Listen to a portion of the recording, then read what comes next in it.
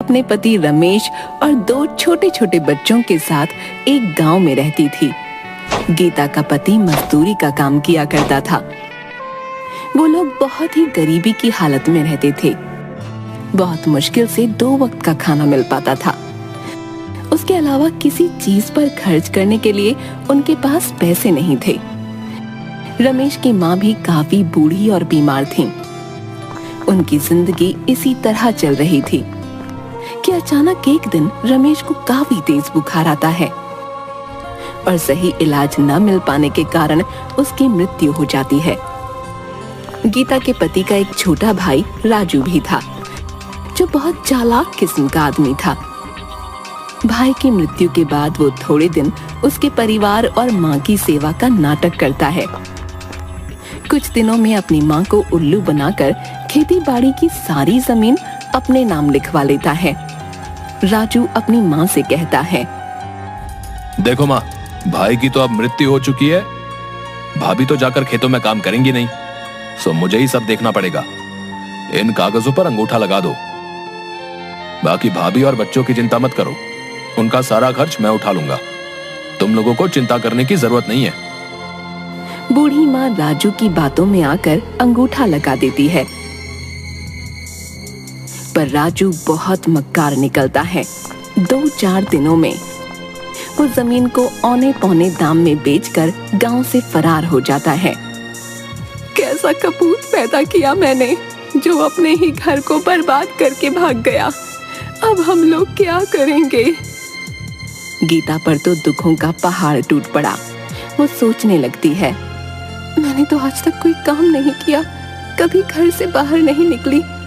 मैं इन 2 छोटे बच्चों को और अपनी बूढ़ी सास का कैसे ख्याल रखूंगी? भगवान ने हमारे साथ बहुत अन्याय किया। घर का एकमात्र सहारा हमसे छीन लिया।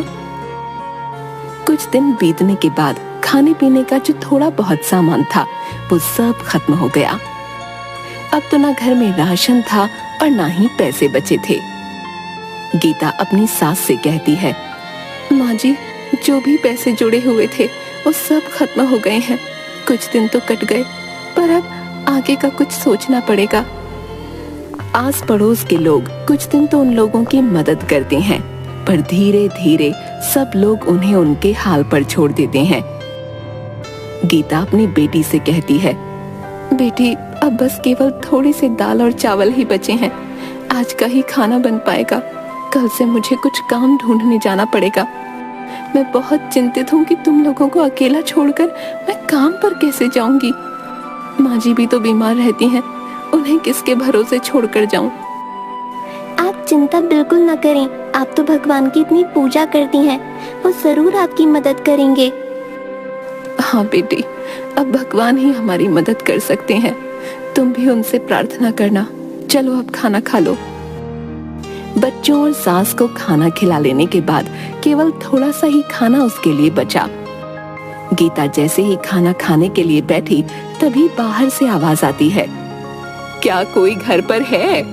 इस भूखी बुढ़िया को भी खाना खिला दो।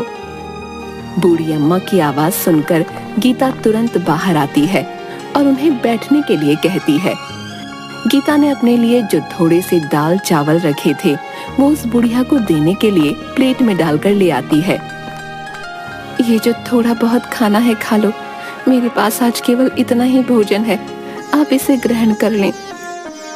बूढ़ी अम्मा खाना खाते खाते गीता से पूछने लगती हैं, क्या हुआ बेटी, उदास क्यों है? गीता उस बूढ़ी अम्मा को सारी कहानी बताते हुए कहती है कि किस तरह अचानक उसके पति की मृत्यु के बाद घर का सारा भार उसके ऊपर आ गया और कमाई का कोई जरिया नहीं है। आज तो राशन भी खत्म हो गया है। मुझे समझ नहीं आ रहा कि अपने छोटे छोटे बच्चों और बूढ़ी सास को छोड़कर कैसे बाहर काम पर जाऊं, और यदि काम नहीं किया तो इनके लिए खाना कहां से लाऊंगी? बूढ़ी अम्मा गीता की सारी बातें सुनकर उससे कहती है, तुमने ये जो दाल चावल बनाए थे इनमें बहुत ही स्वाद था। तुम्हारे हाथ में स्वाद है। घर के बाहर ही तुम दाल चावल का ठेला क्यों नहीं लगा लेती, जिससे तुम्हें घर छोड़कर कहीं जाना भी नहीं पड़ेगा और तुम्हारी कमाई का जरिया भी बन जाएगा।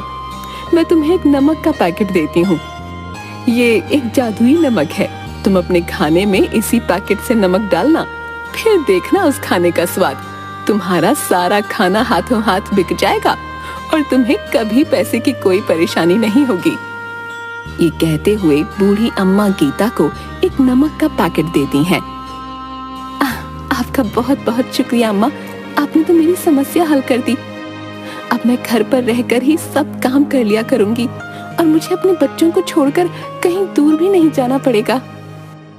तुम बहुत ही अच्छे दिल की औरत हो। तुम्हारे मन में लोगों के लिए दया भाव है और तुम लोगों की मदद करना चाहती हो, इसीलिए मैं तुम्हें ये जादुई नमक दे रही हूँ। ये तुम्हारी बहुत मदद करेगा। हाँ, ये याद रखना, ये पैकेट कभी भी खाली नहीं होगा। बस तुम इसे एक जगह संभाल कर रख देना और हमेशा खाने में नमक इसी में से डालना। भगवान तुम्हारा भला करेंगे। ये कहते हुए वो बूढ़ी अम्मा वहाँ से चली जाती हैं। गीता अगले ही दिन भगवान का नाम लेकर खाना बनाने का काम शुरू करती है। पहले दिन वो दाल चावल ही बनाती है और उसमें वही जादुई नमक डालती है। वो अपने आसपास के सभी घरों में कहलवा देती है कि आज से वो दाल चावल बनाकर बेचने का काम शुरू कर रही है। जिसे भी दाल चावल लेने हो वो उससे खरीद सकता है। पहले ही दिन कुछ लोग गीता से दाल चावल खरीद कर खाते हैं, तो उसके दाल चावल के स्वाद से वो लोग बहुत खुश होते हैं। गीता बहन, वाह क्या बात है, ये दाल चावल तो बहुत ही स्वादिष्ट है? हम भी रोज घर में दाल चावल बनाते हैं, परंतु ऐसा स्वाद तो कभी भी नहीं आया भाई। हाँ भाई, ऐसे दाल चावल ना गुड्डू की माँ जो है 100 साल लगा कर भी नहीं बना पाएगी, बता रहा हूँ।